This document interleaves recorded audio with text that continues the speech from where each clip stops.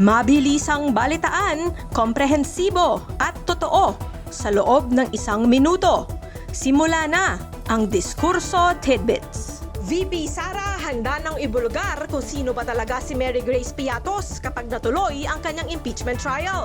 Buti naman, dapat lang malaman ng taong bayan kung saan at kanino ba talaga napunta ang 125 million pesos na confidential funds. Boss Ironman Motorcycle Endurance Challenge naghasik ng lagim sa Mindanao. 12 sugatan habang isa naman ang patay. Ilan sa sugatan ay mga menor de edad na nanonood lamang ng karera. Adrenaline rush daw, pero paano naman ang safety? Senior citizen na driver inagawan ng taxi na minamaneho niya. Suspect timbog sa QC dahil naipit sa traffic.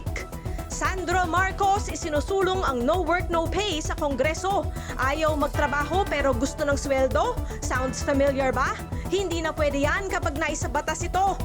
Balitang mabilis, komprehensibo at totoo. Yan ang Diskurso Tidbits. Basahin ang tungkol sa lahat ng yan at sa marami pang ibang nakatutuwa at makabuluhang balita sa diskurso.ph.